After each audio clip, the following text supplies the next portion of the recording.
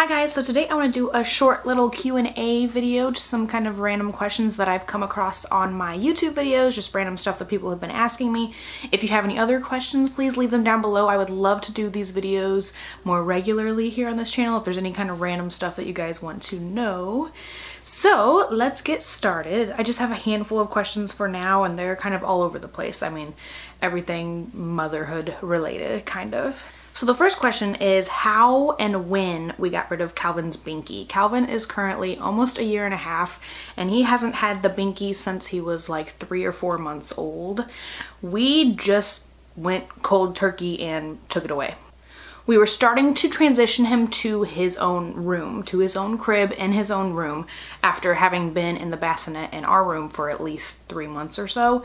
We were trying to put him in his own room and he would lose his binky in the middle of the night and that would wake him up and then we'd have to go in there and replace the binky. And so we just thought, let's just not even do it anymore. Let's totally give it up and start without a binky. Let's put him in his room without having to deal with that. So just the fact that he wasn't yet able to pick it up and put it in his own mouth and that he was so dependent on it, especially at nighttime, we just said, let's not do it anymore. And it was kind of sucky for the first few days, but it was really only the first few days. I would say probably less than a week, definitely. Maybe more like 3 or 4 days was it kind of sucky where like you had to really hold him and coddle him and always be with him, especially around nap time and stuff like that.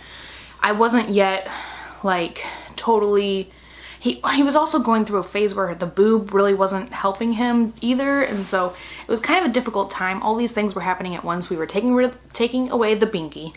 The boob was no longer really comforting him as much as it had in the past. And he was starting to go through his sleep regression. And so his whole mind and everything was just all changing so rapidly. So like all 3 of these things combined made it for a very difficult time to try to take away the binky. We should have done it way before or after the sleep regression, but like 2 or 3 days into no binky, he was starting to go through the sleep regression where he would wake up all the time and just kind of be fussy and like evening fussiness and stuff like that. And we were like, okay, we've already not had the binky for like 2 days. Should we just give it back now and try it later? Or should we like keep trucking through? And so we kept going and it was hard, but I'm super duper glad that we don't have it now. We're going to try to not do the binky at all with newborn baby, but I think we're kind of flexible about that. We definitely don't want to go more than the 3 months like we did with Calvin.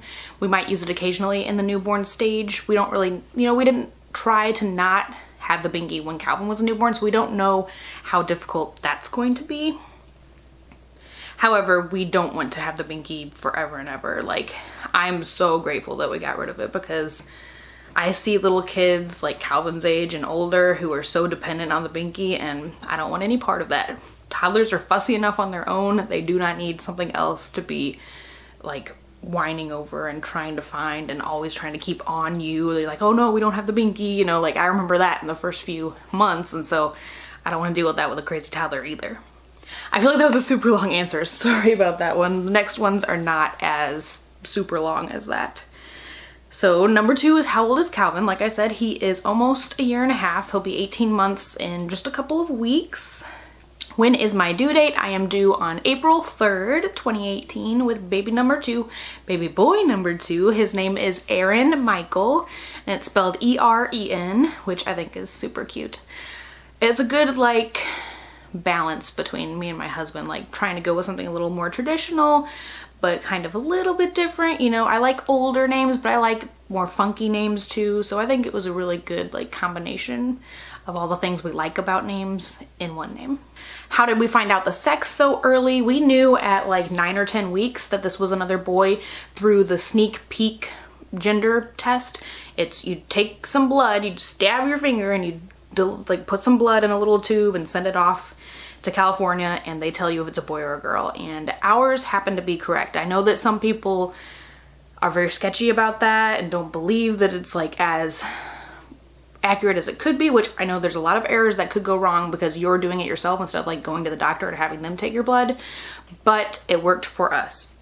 I'm not sure if we're going to use that on future babies if there are more, but I thought it was kind of,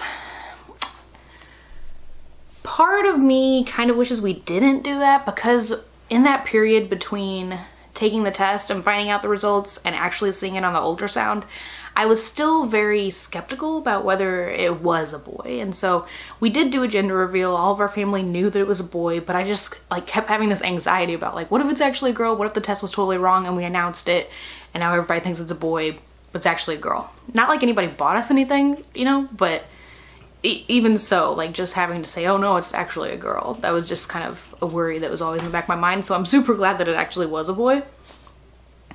I may do a review, just a little short review on the sneak peek test if you guys are interested. Let me know down below. I didn't take any footage or anything of me actually taking the test, so it's probably just gonna be like a talkie video, but I could just kind of cover some of the interesting parts about it and kind of how it's done and stuff like that. The last question for today is about anxiety about having 2 kids, and this one, it just kind of depends on the day that you ask me, because some days I don't really think twice about it. I'm like, I did this before, we can do this again. We know more than we did the first time with the newborn, and so we can, you know, learn from what we did with Calvin and make things better this time around. And I'm very enthusiastic and very excited to get to do that. But on the other hand, I'm like, toddlers are crazy. Calvin is a crazy little boy. And so I'm thinking about 2 crazy little boys, and I'm like, oh my goodness. Sometimes it does really get to me, and it sounds like I just feel like so worried about it. But then on the other hand, I'm like, people have been doing this forever and ever, you know, like we've all survived with crazy little siblings, you know, moms have survived with dozens of little children, you know, and so I try not to let it get to me, but it totally depends on the day. Some days it is a very daunting idea, and some days it's very exciting, and some days I really just don't know. I can't put my finger on whether or not it's terrifying. So I hope you guys enjoyed today's video. Please give it a thumbs up if you did like it. Let me know any other questions you guys would like to see in another video like this. I do plan to do a cloth diapering Q&A with my husband, which I think would be kind of a interesting video to kind of sit down with him and get his thoughts on the cloth diapering situation. If you guys are interested in that, let me know down below. I hope you guys are having an awesome day, and I will see you next time.